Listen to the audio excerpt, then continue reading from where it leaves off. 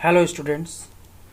आज मैं आपके साथ एक नए टॉपिक के साथ आया हूँ जो है आपका गुट निरपेक्ष आंदोलन यानी कि नॉन अलाइनमेंट मूवमेंट।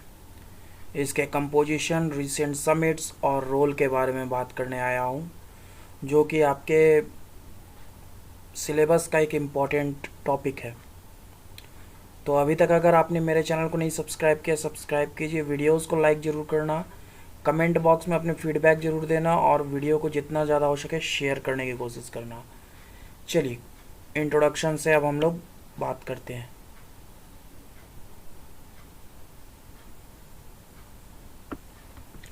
जैसा कि ये हमारा वर्ल्ड मैप है, ये वर्ल्ड मैप है और हम लोग जानते हैं कि सेकेंड वर्ल्ड वार के बाद कुछ चीज़ों को समझना ज़रूरी है।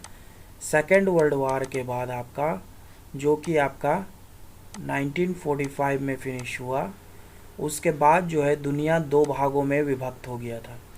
एक तरफ ये यूएसए का था, इसके सैन्य को हम लोग नाटो बोलते थे। एक तरफ ये यूएसएसआर था, इसको हम लोग वारसॉ बोलते थे। ठीक है, वारसॉ पैक्ट। ये दोनों इन दोनों संगठन के सैन्य गुट थे और 1945 के बाद बहुत सारी छोटी छोटी कंट्रीज़ थी, जैसे अफ्रीका के, एशिया के और लैटिन अमेरिका के बहुत सारे कंट्रीज़ थे जो गुलामी की बेड़ियों से उतर करके एक नए धरातल पर आ रहे थे। और उसके बाद ये दोनों जो ब्लॉक्स थे, यूएसए और यूएसएसआर, ये दोनों चाह रहे थे कि वो जो कंट्री अभी अभी इंडिपेंडेंट हुआ है वो इनके गुट में शामिल हो जाए। ठीक है, तो जब भारत आज़ाद हुआ 1947 में, तब भारत के साथ भी ये प्रश्न उठा कि भारत किसके साथ जाएगा। तो भारत जो है वो बोला कि हम गुट निरपेक्ष रहेंगे और एक नए ऑर्गेनाइजेशन का फॉर्मेशन हुआ जिसको नैम बोला गया। नैम जो है वो मेनली आपका जब कोरियन युद्ध हो रहा था, कोरियन वार आपका 1950 से 53 हुआ है। कोरियन वार 1950 से 53, उस समय यूएन में इंडिया और यूगोस्लाविया मिल करके ये नॉन अलाइंड वर्ड का प्रयोग किए थे। नॉन अलाइंड पहली बार प्रयोग किए थे, ठीक है, यूएन में। उसके बाद जो है ये धीरे धीरे ये जो है सो विकास किया और जो स्वतंत्र देश अभी उतना लड़ करके उपनिवेशवाद से निकले हैं, किसी देश की गुलामी से निकले हैं, वो फिर से किसी देश के गुलामी में नहीं जाना चाहते थे। वो चाहते थे कि वो अपना इंडिपेंडेंट डेवलपमेंट करे, ठीक है, स्वतंत्र विकास करे, वो चाहते थे। ठीक है, इसलिए वो सारे देश जो है वो आपका नैम में आए, नॉन अलाइंड मूवमेंट में आए। अगर हम लोग नॉन अलाइनमेंट मूवमेंट की बात करेंगे तो अभी इसमें जो है सो 120 कंट्रीज़ का ये देश है। इसका हेडक्वार्टर जो है वो इंडोनेशिया के जकार्ता में है। ठीक है, और इसके जो फाउंडिंग मेंबर हैं वो आपका यूगोस्लाविया के प्रेसिडेंट टीटो हैं, उसके बाद जवाहरलाल नेहरू हैं, उसके बाद गमाल अब्देल नासिर हैं, उसके बाद आपका नोआम खुरमे हैं और एक आपका शुक्रानो है। ठीक है, आगे हम लोग और भी इसके बारे में डिटेल से हम लोग देखेंगे।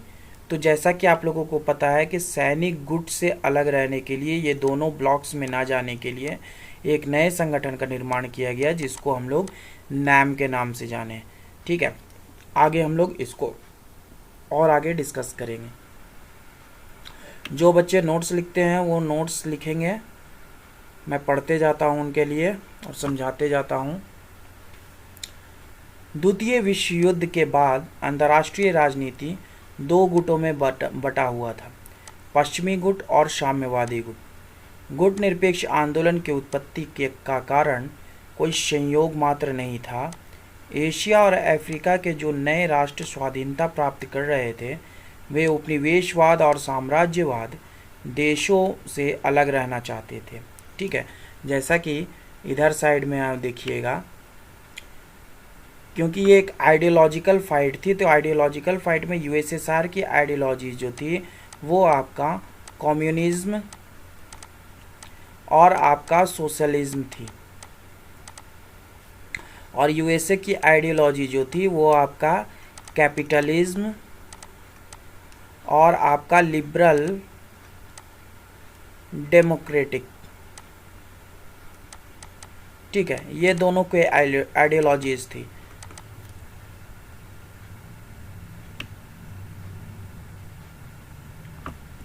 ठीक है, तो उपनिवेशवाद और साम्राज्यवाद से देशों से अलग रहना चाहते थे। इसके लिए उन लोगों ने एक तीसरा मार्ग अपनाया जो गुट निरपेक्षता के नाम से जाना जाता है। 1961 ईस्वी के बेलग्रेड शिखर सम्मेलन में भाग लेने वाले गुट निरपेक्ष देशों की संख्या मात्र 25 थी। ठीक है, इसका जो आपका नॉन अलाइनमेंट मूवमेंट का आपका फाउंडिंग ईयर जो है वो 1961 ही माना जाता है। ठीक है, क्योंकि पहली बार इसी दिन जो है वो आपका गवर्नमेंट हेड्स जो है एक साथ एक मंच पर मिले थे, जबकि 1989 के बेलग्रेड शिखर सम्मेलन में इसकी संख्या बढ़कर 102 हो गई। ये जो 1989 में आपका बेलग्रेड में फिर से सम्मेलन हुआ था, ये आपका 9th समिट था, 9th समिट। आगे हम लोग देखेंगे इस चीज़ को। इस प्रकार गुट निरपेक्ष आंदोलन धीरे धीरे शक्तिशाली होते जा रहा है।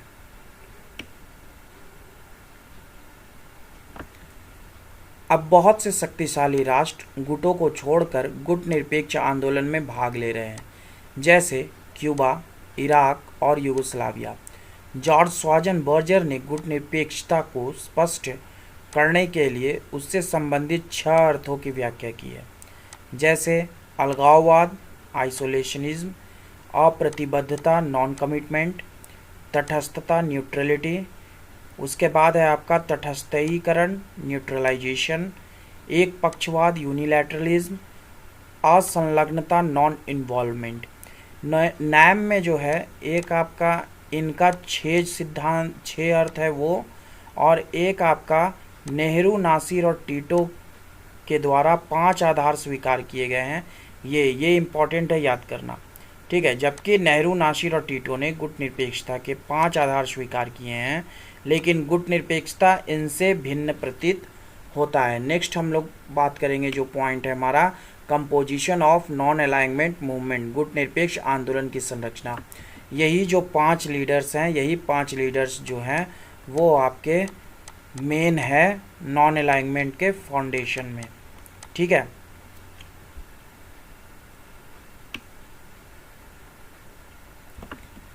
द्वितीय विश्व युद्ध के बाद संपूर्ण विश्व पूंजीवादी और साम्यवादी गुटों में था। जैसा कि मैंने बताया, यूएसए पूंजीवादी, साम्यवादी यूएसएसआर। स्वतंत्र भारत के सामने भी यही समस्या उठी कि भारत किस गुट में शामिल हो। पंडित जवाहरलाल नेहरू अपने राजनीतिक दूरदर्शिता का परिचय देते हुए कहा कि भारत किसी भी गुट में शामिल नहीं होगा, वह स्वतंत्र मार्ग का अवलंबन करेगा, जो आगे चलकर गुट निरपेक्षता को जन्म दिया। नवोदित एशिया और अफ्रीका के स्वतंत्र राष्ट्र इस आंदोलन में स्थायी स्तंभ बने, इसलिए पंडित नेहरू को गुट निरपेक्ष आंदोलन का जनक माना जाता है। इस संगठन की संरचना का श्रेय भारत के प्रधानमंत्री नेहरू, यूगोस्लाविया के राष्ट्रपति टीटो, मिस्र के राष्ट्रपति नासिर, घाना के राष्ट्रपति नवाम खुरमो और इंडोनेशिया के राष्ट्रपति सुकरानो को जाता है। इन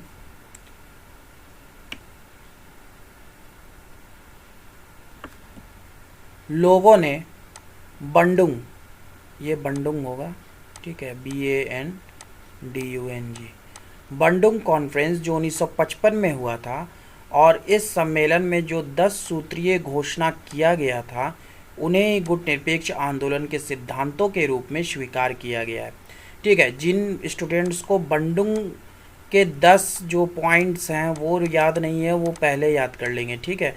क्योंकि ये जो बंडुंग सम्मेलन है ये अंतर्राष्ट्रीय स्तर पर बहुत इम्पॉर्टेंट है, क्योंकि जो भी ऑर्गेनाइजेशंस बने या फिर आपका इंटरनेशनल लॉ जो हुआ उसमें कहीं ना कहीं बंडुंग के जो सिद्धांत है उनको रखा गया है, ठीक है।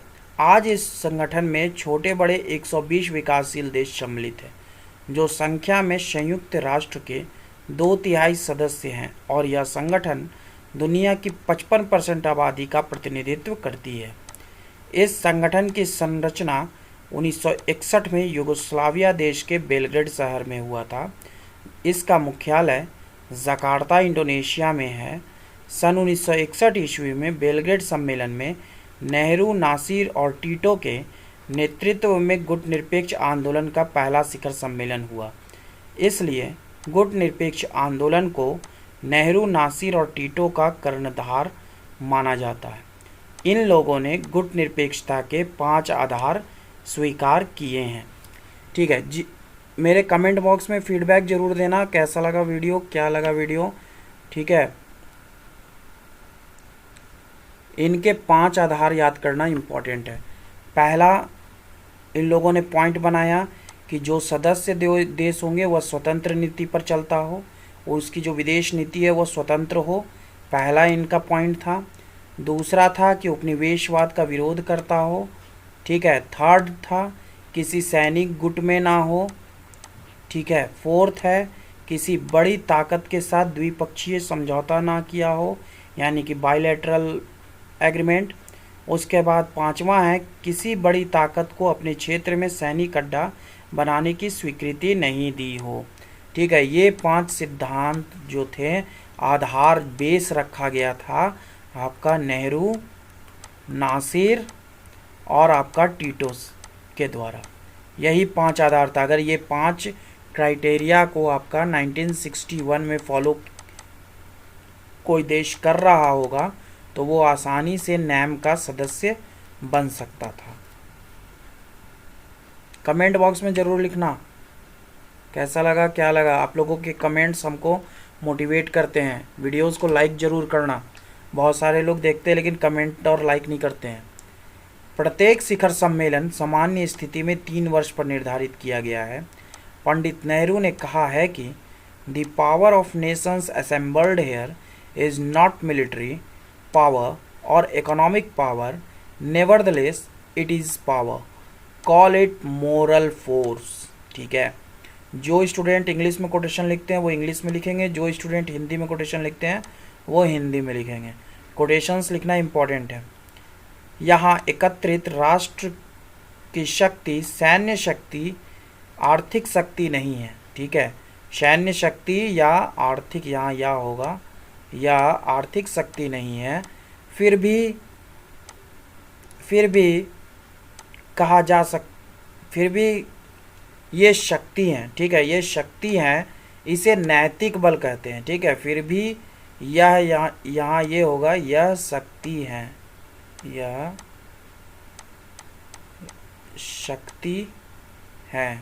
शक्ति है, इसे नैतिक बल कहते हैं, ठीक है। आगे बढ़ते हैं। Reasons to form non alignment movement, गुटनिरपेक्ष आंदोलन की संरचना करने का मुख्य कारण। तो इसमें 4 कारणों पर मेनली ये किया गया है। पहला है आपका शीत युद्ध से बचना था। दूसरा सैनिक गुटों से अलग रहना था। तीसरा आपका आर्थिक कारण है कि अगर कोई गुट जो है किसी देश के साथ चला जाता, या यूएसए के साथ चला जाता, या यूएसएसआर के साथ चला जाता, तो दूसरा जो कंट्री है वो उसको इकोनॉमिक हेल्प नहीं करता। दोनों तरफ से सहायता लेने के लिए इन लोगों ने ये ऐसा कदम उठाया।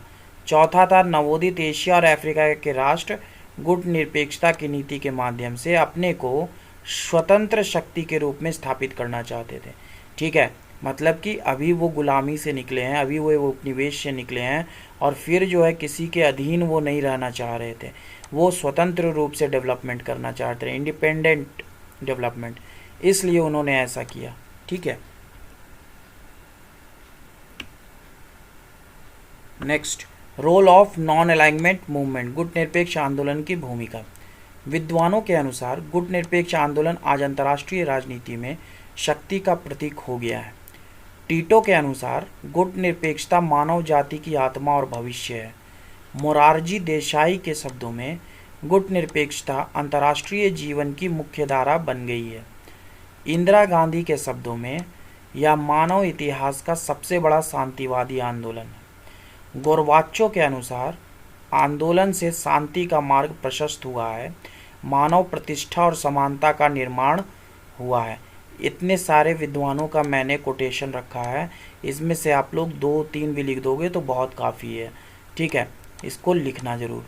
आज की राजनीति में गुटनिरपेक्ष आंदोलन की भूमिका इस प्रकार निम्नलिखित है। ठीक है, बहुत बार पूछ देता है कि नैम जो है वो आज के समय में क्यों ये ज़रूरी है। ठीक है, आज के समय में इसकी वैलिडेशन कितनी है तो देखते हैं। पहला पॉइंट है विश्व राजनीति में संघर्षों को टालना। जैसा कि जानते हैं आज भी हमारा अमेरिका और एक तरफ रशिया, क्योंकि यूएसएसआर का जो उत्तराधिकारी घोषित किया गया वो रशिया को घोषित किया गया, तो रशिया और अमेरिका में आज भी ठना हुआ रहता है। तो विश्व राजनीति में संघर्षों को टालना पहला। गुटनिरपेक्षता की सबसे बड़ी भूमिका रही है कि इसके प्रभाव से विश्व के कुछ विकट संघर्ष टल गए हैं। गुटनिरपेक्ष राष्ट्रों ने न्यूक्लियर अस्त्रों के सबसे खतरनाक दशक में अंतर्राष्ट्रीय शांति और सुरक्षा को बनाए रखने और बढ़ावा देने में महत्वपूर्ण भूमिका निभाई है। कोरिया, इंडोचीन और स्वेज जैसे संकट में भी इनकी भूमिका सराहनीय रही है। सेकंड आपका आता है शीत युद्ध पर नियंत्रण। पश्चिमी और साम्यवादी गुटों में जो शीत युद्ध चल रहा था उसको शस्त्र युद्ध में परिणत होने से गुटनिरपेक्ष राज्यों ने रोका है। पॉइंट जरूर लिखना, कॉपी पर लिखना और इसको याद कर लेना पॉइंट को। पॉइंट इम्पॉर्टेंट है, अंदर का डील हो जाएगा। 2-3 बार वीडियोस देख लोगे, सुन लोगे तो ऑटोमेटिकली अंदर का डील हो जाएगा। ठीक है, थर्ड लिखना विश्व समाज के लिए स्वतंत्र वातावरण का निर्माण। नवोदित कमजोर राष्ट्रों को महाशक्तियों के चंगुल से निकालकर उन्हें स्वतंत्रता के वातावरण में अपना अस्तित्व बनाए रखने का अवसर गुटनिरपेक्षता ने प्रदान किया।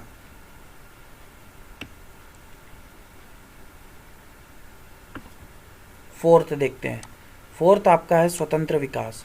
गुटनिरपेक्ष देशों की सबसे बड़ी भूमिका यह है कि उन लोगों ने अमेरिकी और सोवियत आदर्श अपने ऊपर थोपे जाने का विरोध किया और उन लोगों ने अपनी राष्ट्रीय प्रकृति के अनुसार स्वतंत्र रूप से विकास किया। पांचवा है संयुक्त राष्ट्र में परिवर्तन। गुटनिरपेक्ष आंदोलन का बहुत बड़ा प्रभाव संयुक्त राष्ट्र के विभिन्न संगठनों पर पड़ा। गुटनिरपेक्ष राष्ट्रों ने महासभा की भूमिका के महत्व को बढ़ा दिया और सुरक्षा परिषद के महत्व को घटा दिया।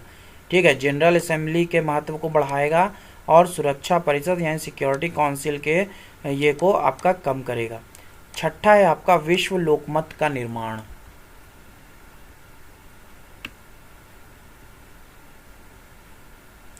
विश्व लोकमत का निर्माण। यद्यपि गुटनिरपेक्ष राष्ट्र महाशक्तियों से सैनिक मुकाबला नहीं कर सकते हैं, फिर भी उन लोगों ने विश्व लोकमत के निर्माण में महत्वपूर्ण भूमिका निभाई है, क्योंकि यह संगठन आज विश्व की 55% आबादी का प्रतिनिधित्व करता है। सातवां आपका है आर्थिक सहयोग। अविकसित राष्ट्रों के बीच आर्थिक सहयोग की नींव रखने में गुटनिरपेक्ष राष्ट्रों की भूमिका अहम है। 1970-1980 के दशक के दौरान गुटनिरपेक्ष देशों के आंदोलन ने एक नई अंतर्राष्ट्रीय आर्थिक व्यवस्था की स्थापना के लिए संघर्ष में एक महत्वपूर्ण भूमिका निभाई। ठीक है, मेनली जो है सो अब जो नैम के जो मेंबर्स हैं वो मेनली कह रहे हैं कि अब हम लोगों को एक ऐसा मंच रखना चाहिए जहां आर्थिक सहयोग जो है वो बड़े पैमाने पर नैम के देश कर सकें। ठीक है, इसकी डिमांड हो रही है, जिसने दुनिया के सभी लोगों को अपने धन और प्राकृतिक संसाधनों का उपयोग करने की अनुमति दी और एक व्यापकता प्रदान किया। अभी तक जो वहाँ पर कॉलोनीज बनी हुई थी, तो वहाँ के जो कॉलोनियल नेशन थे वो क्या कहते हैं, वहाँ के प्राकृतिक संसाधनों की यूज़ कर रहे थे।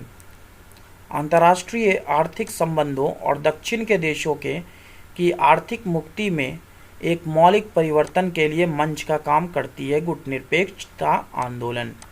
ठीक है, सभी स्टूडेंट कमेंट जरूर करेंगे, वीडियोस को लाइक जरूर करेंगे, मोटिवेशन मिलता है। ठीक है, नेक्स्ट आपका है summits of non alignment movements, गुटनिरपेक्ष आंदोलन के शिखर सम्मेलनों की बात करते हैं।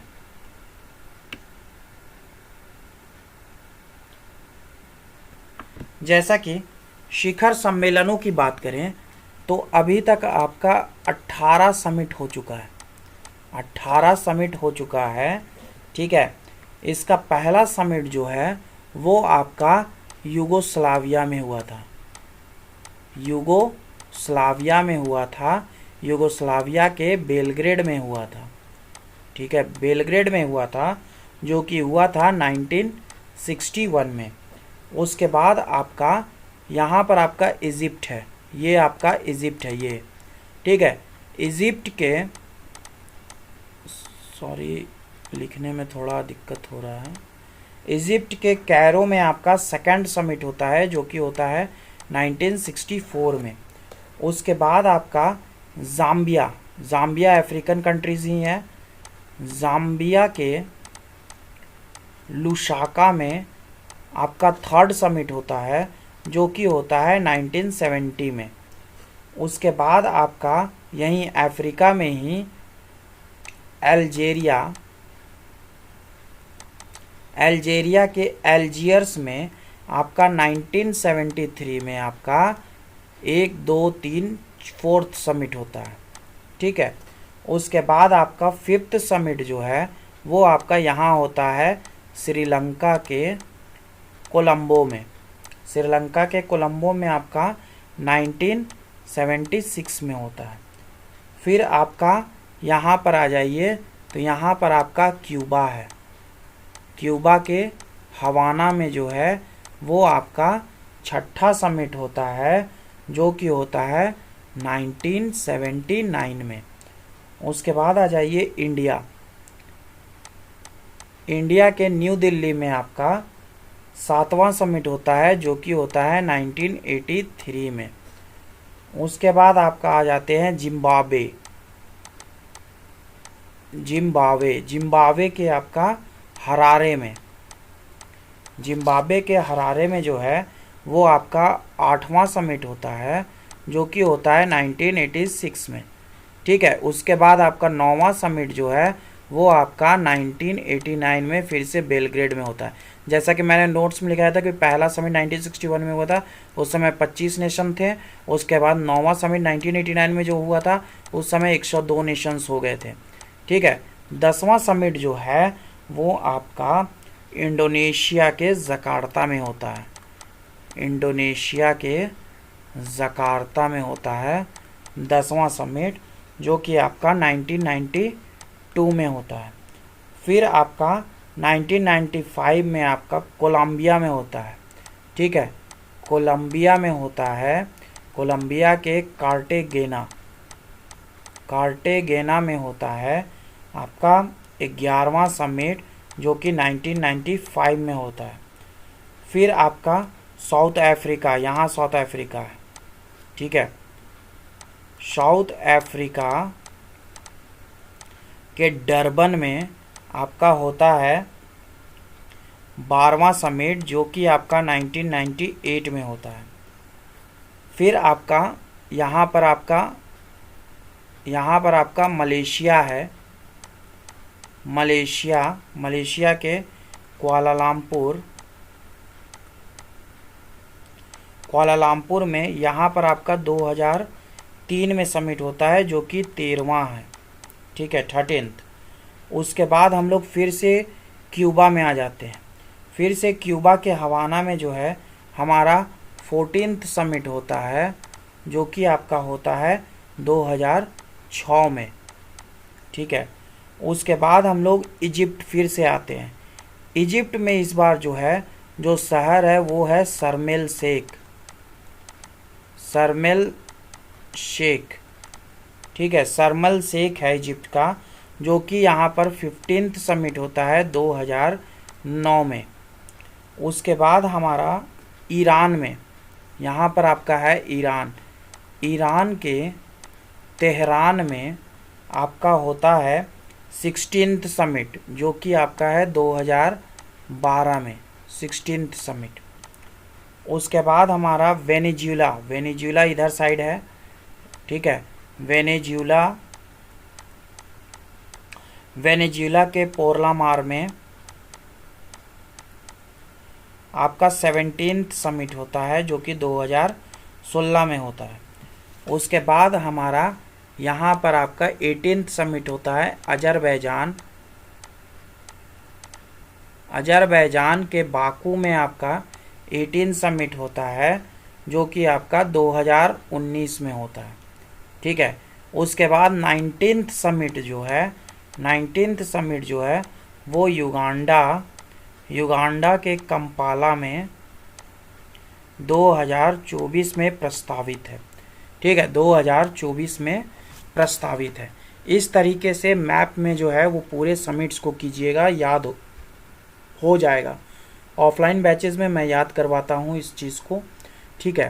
तो इसको याद कर लीजिएगा, मैप पर इसी तरीके से लिख करके कंट्री वाइज आराम से याद हो जाएगा। आगे बढ़ते हैं।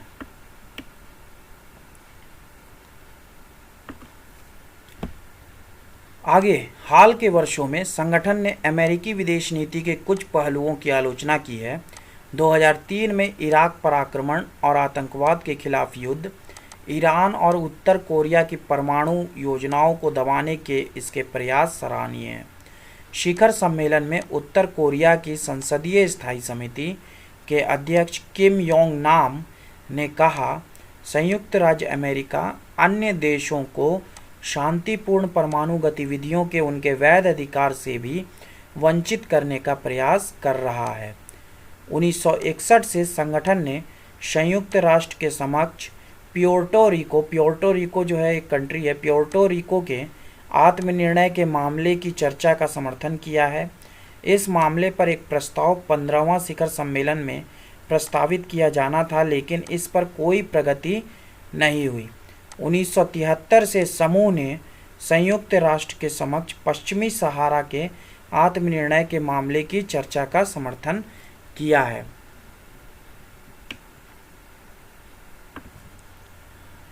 गुटनिरपेक्ष ने अपनी बैठक शर्म शेख 2009 में किसी भी वैध विकल्प के बीच चयन करके सहरावी लोगों के आत्मनिर्णय के समर्थन की पुष्टि की। यहाँ पर सहरावी लोग एक ट्राइबल ये है। सामूहिक स्वायत्तता को मजबूत करने के प्रयासों पर चर्चा करने और दक्षिण सहयोग को बढ़ाने के लिए अंतर्राष्ट्रीय आर्थिक वातावरण की समीक्षा करने के लिए 1992 में जकार्ता में गुटनिरपेक्ष शिखर सम्मेलन हुआ, ठीक है, जो कि आपका 10th समिट था।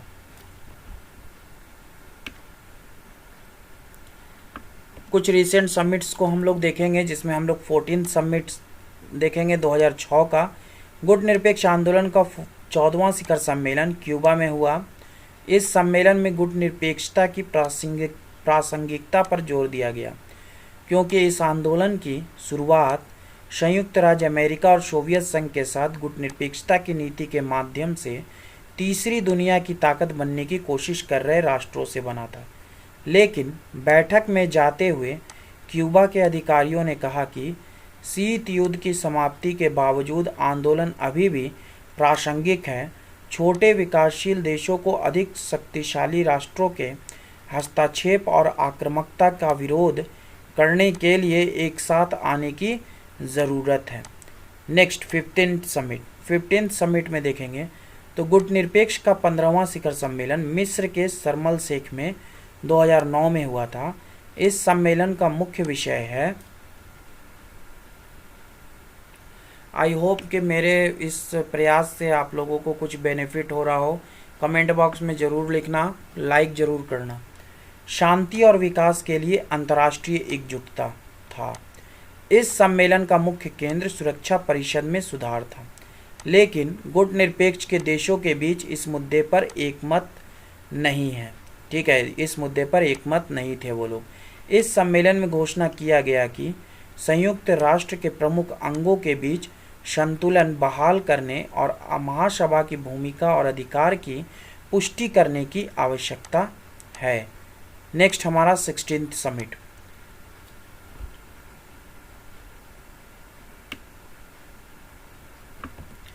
16th समिट गुट निरपेक्ष का 16वां शिखर सम्मेलन ईरान के तेहरान में 2012 में हुआ। इस सम्मेलन का मुख्य विषय संयुक्त वैश्विक शासन के माध्यम से स्थायी शांति था। इस सम्मेलन का एजेंडा मुख्य रूप से परमाणु निशस्त्रीकरण, मानव अधिकार और क्षेत्रीय मुद्दों से संबंधित मुद्दे शामिल थे। ईरान का इरादा सीरियाई गृह युद्ध को सुलझाने के उद्देश्य से एक नया शांति प्रस्ताव तैयार करने का भी था। 17वां समिट गुट निरपेक्ष का 17वां शिखर समिट वेनेजुएला में 2016 में हुआ था। इस सम्मेलन का विषय शांति, संप्रभुता और विकास के लिए एकजुटता था। इस शिखर सम्मेलन में 21 सूत्रीय घोषणा पत्र को जारी किया गया और इस पत्र में निर्देशित विषयों के आधार पर गुट निरपेक्ष राष्ट्रों को आगे बढ़ाने की इच्छा रखी गई। नेक्स्ट आते 18th समिट 2019। गुट निरपेक्ष की 18वां शिखर सम्मेलन अजरबैजान के बाकू शहर में 2019 में हुआ, जिसमें दुनिया भर से 120 देश शामिल हुए। इस शिखर सम्मेलन का मुख्य उद्देश्य समकालीन दुनिया की चुनौतियों के लिए एक ठोस और पर्याप्त प्रतिक्रिया सुनिश्चित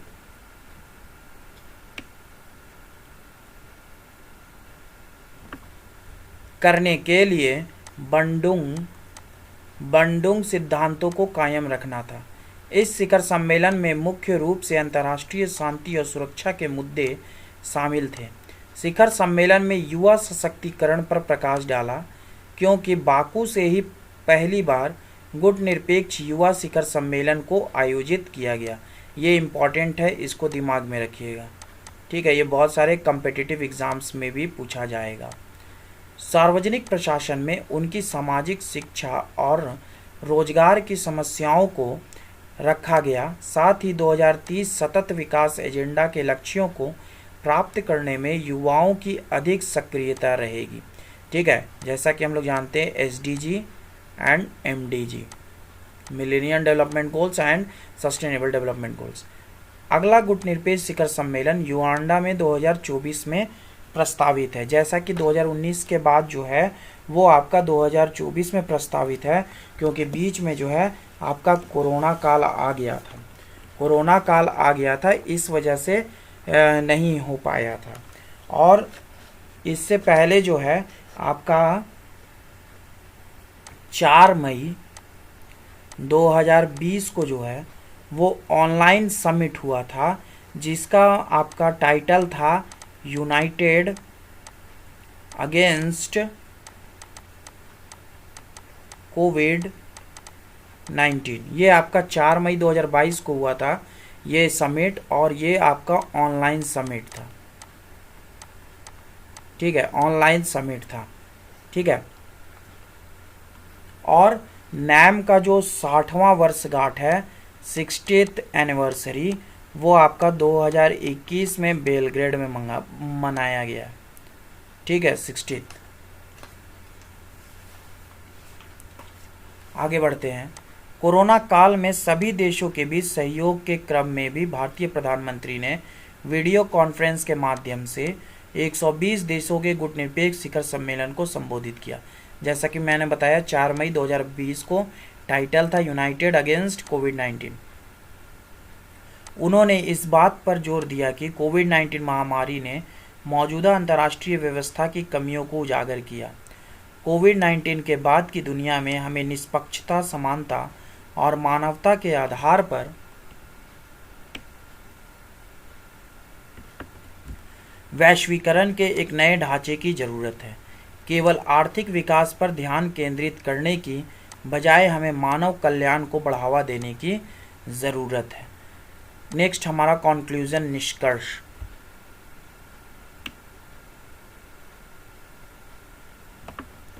निष्कर्ष की बात करें तो विद्वानों का मत है कि गुटनिरपेक्षता की नीति समय के साथ अधिक सक्रिय, गतिशील और व्यवहारिक बनते जा रही है।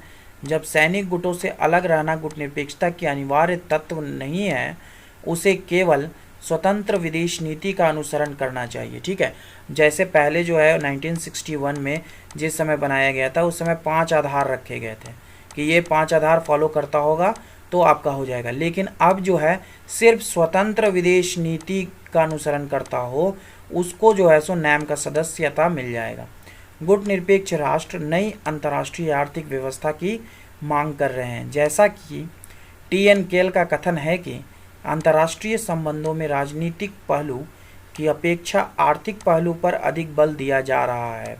गुटनिरपेक्ष राष्ट्रों का मधुर संबंध सोवियत संघ के साथ रहा है। अतः अमेरिकी राजदूत वॉल्टर का कथन है कि 102 निर्गुट होगा यहाँ पर, ठीक है, निर्गुट राष्ट्र जिनमें अधिकांश विकासशील और साम्यवादी देश हैं जो अमेरिका के खिलाफ एकजुट है। वस्तुतः गुटनिरपेक्ष आंदोलन अपने आप में एक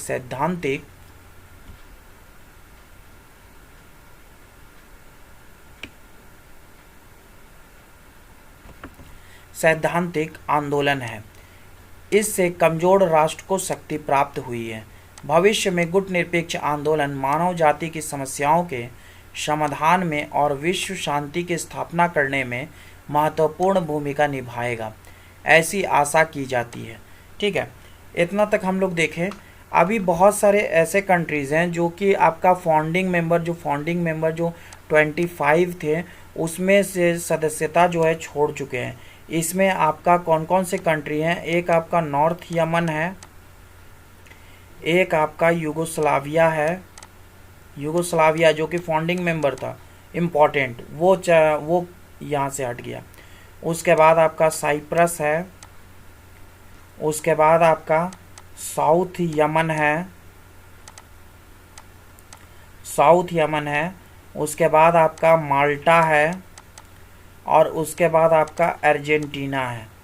ये सारे देश जो है वो अभी ये इसका मेंबरशिप जो है वो छोड़ चुके हैं। ये सब फॉर्मर मेंबर हैं यहाँ के, जो आपके फॉर्मर मेंबर्स हैं।